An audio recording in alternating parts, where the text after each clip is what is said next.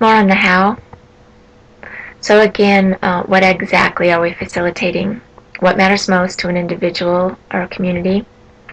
And how do we facilitate that? We're thinking by redefining No Child Left Behind to mean creating an ideal family situation for each student, a declaration of interdependence where we match up one-to-one people within a community and face-to-face.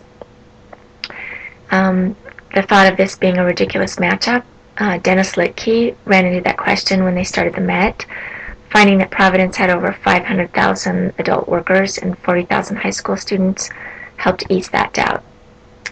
Asking Corey if he thought this was a ridiculous matchup without batting an eye, he said that he thought there was a 100% possibility that if you just talked to people that within a city you could find a matchup per passion. Jason Fried in Rework says, don't let yourself off the hook with excuses. It's entirely your responsibility to make your dreams come true. The perfect time never arrives. And we ask, where is it now? A clip from Deb Roy's TED where he shares his son's progression of the birth of a word, and he shares with us the web's capabilities to help with the ridiculous, where we could look locally, globally, through semantic analysis, finding links, and creating serendipity. It can be as simple as Corey says, by talking, or as complicated as the web allows. It's our choice, every moment. All we need to do is to breathe differently. One of the biggest mistakes we made the last 2 years was in thinking the primary one-to-one relationship could be virtual. We made me videos in order to search for expert individual tutors. We got some amazing volunteers. While a few did connect, we didn't see any substantial mentorships developing. We still believe this idea of virtual mentors and connections is key to a paradigm shift, but we were missing a key element for making this successful to a person. For now, especially in K-12, we're thinking at least one connection needs to be face-to-face. What we found and believe to be true is that if a person is known by someone who cares about them, their chances of being the best person they can be increases. If a person is known by someone who cares about them and holds similar interests, their chances of being the best person they can be increases greatly. This interdependence we've been talking about, we think could do just that. Having someone walk alongside you through your BU web could lead to a possible collection of a network. So then, we were truly seeing the potential of connections via the web we've not really experienced before. Imagining freeing up to perhaps 70% class time that's often spent on classroom management, and imagining no need for all the programs and initiatives to get kids and teachers motivated and engaged, and imagining no more cutting of teachers that are making a difference.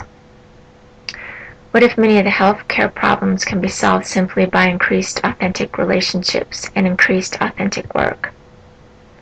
How many of us have become drunks and drug addicts, developed tumors and neuroses, succumbed to painkillers, gossip, and compulsive cell phone use simply because we don't do that thing that our hearts, our inner genius, is calling us to? 70 to 80% of people doctors see has nothing to do with health issues. What we found, in order for this to work, this self-directed, self-owned learning, school needs to be life. Period. Kids need to be working on health, budget, environmental issues, per their passion, rather than us trying to fit any project into the tidy and safe box we call standards or curriculum. We need to trust that what matters will show up. Edutopia wrote about being college ready and using project-based learning.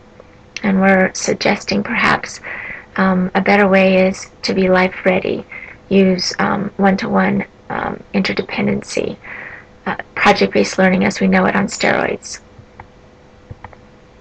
It's not so much about laptops, rather people.